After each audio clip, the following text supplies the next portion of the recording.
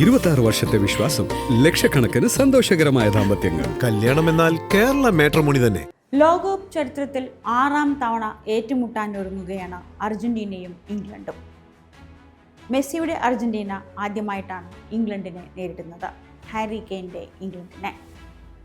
ഇംഗ്ലണ്ടും അർജന്റീനയും തമ്മിലുള്ള ലോകകപ്പ് ചരിത്രം തിരിഞ്ഞു നോക്കിയാൽ നല്ല രസമാണ്.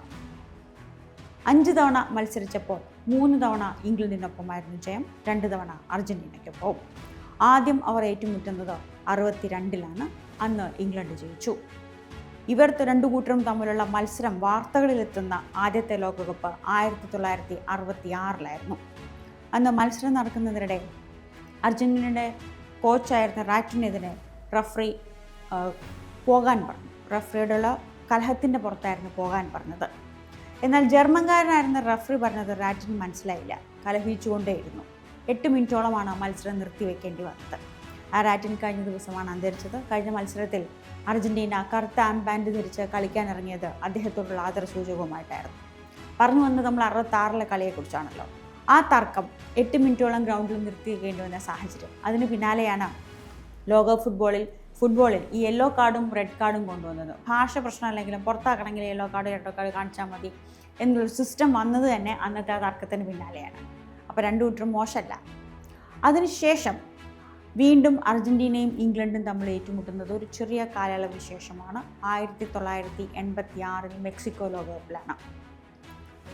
അന്ന് അർജന്റീനയും ഇംഗ്ലണ്ടും കളിക്കാനിറങ്ങുമ്പോൾ അവർക്ക് ചരിത്രപരമായ ചില കണക്കുകൾ കൂടി തീർക്കാനുണ്ടായിരുന്നു. ഫോക്ലൻഡ് വാർ കഴിഞ്ഞ് വരുന്ന ഉടനെയായിരുന്നു ആ മത്സരം ഉണ്ടായിരുന്നത്.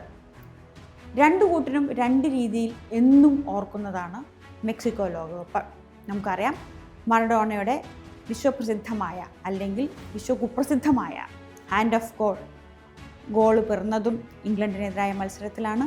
നൂറ്റാണ്ടിലെ ഗോൾ പിറന്നതും ആ മത്സരത്തിലാണ്. എന്തൊരു കോൺട്രഡിക്ഷനാണെന്ന് ആലോചിച്ച് നോക്കൂ. പീറ്റർ ഷിൽട്ടനെ ഉയർന്നു ചാടിയാണ് മറഡോണ കൈകൊണ്ട് ഒന്ന് കോരിയിട്ടത് ഗോള്.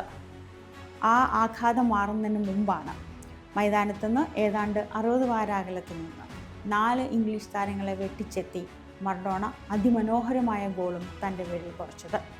ഒരേ സമയം സാത്താനും മിശിഹയുമായി മറഡോണ അവതരിച്ച ലോകകപ്പ് മത്സരമായിരുന്നു അത്. ഇംഗ്ലണ്ടിനെ സംബന്ധിച്ചിടത്തോളം അത് സാത്താൻ്റെ മാത്രം മത്സരവും.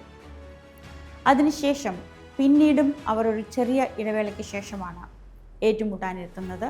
ലോകകപ്പ് വേദിയിൽ അവർ ഏറ്റുമുട്ടുന്നത് അത് 1998-ലാണ്. അന്നും അർജന്റീനയും ഇംഗ്ലണ്ടും തമ്മിൽ മത്സരിക്കുന്നു.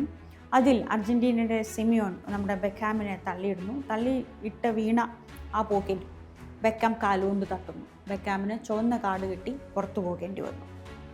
ആ 98-ലെ ആ കളിയിൽ പിന്നീട് മത്സരം 2-2 പെനാൽറ്റി ഷൂട്ടൗട്ടായി അർജന്റീന ജയിച്ചു. 98-ൽ ബെക്കാം പുറത്തു പോയത് മാത്രമായിരുന്നില്ല ഇംഗ്ലണ്ടിൻ്റെ വാർത്തകളിൽ തലക്കെട്ടായത്. അന്ന് ഇംഗ്ലണ്ടിൻ്റെ ടീനേജ് സെൻസേഷൻ എന്ന് വിശേഷിപ്പിച്ചിരുന്ന മൈക്കൽ ഓവൻ നേടിയ ഗോള് ഫുട്ബോളിൻ്റെ ചരിത്രത്തിലെ കാലത്തെയും മനോഹരമായ ഗോളുകളിൽ ഒന്നാണ്. ആക്ച്വലി 2002-ലെ ലോകകപ്പിന് മുന്നോടിയായിട്ട് ലോകകപ്പിൽ പിറന്ന ഗോളുകൾ, ഏറ്റവും മനോഹരമായ ഗോളുകൾ ഏതാണെന്ന് ഫിഫ തിരഞ്ഞെടുക്കാൻ തുടങ്ങിയപ്പോൾ മറ്റേ നൂറ്റാണ്ടിൻ്റെ ഗോളായി മറഡോണയുടെ ഗോളിന് തൊട്ടു പിന്നാലെ വന്നത് 98-ൽ ആ അർജന്റീനയ്ക്കെതിരെ തന്നെ ഇംഗ്ലണ്ട് നേടിയ ഓവൻ്റെ ഗോളായിരുന്നു എന്നുള്ളതാണ് രസം. അതാണ് എല്ലാ കൗതുകം. 98-ൽ അങ്ങനെ ചുവന്ന കാർഡ് കെട്ടി പുറത്തു പോയ ബെക്കാമിന് തൊട്ടടുത്ത ലോകകപ്പിൽ തന്നെ അതിൻ്റെ കണക്ക് തീർക്കാനൊരു അവസരം കിട്ടി 2002-ൽ. അന്ന് ബെക്കാമിൻ്റെ പെനാൽറ്റിയിൽ അർജന്റീനയെ 1-0 ഇംഗ്ലണ്ട് തോൽപ്പിച്ചു. അർജന്റീന അന്ന് വലിയ കളിക്കൊന്നും നിൽക്കാണ്ട് ഗ്രൂപ്പ് ഘട്ടത്തിൽ തന്നെ പുറത്താവുകയും ചെയ്തു. ആ പോക്കിന് വഴിവെച്ചത് ഇംഗ്ലണ്ടിൻ്റെ ജയവുമായിരുന്നു. ഇങ്ങനെ കൊണ്ടും കൊടുത്തുമാണ് ഇംഗ്ലണ്ടും അർജന്റീനയും ഇതുവരെ വന്നിട്ടുള്ളത്.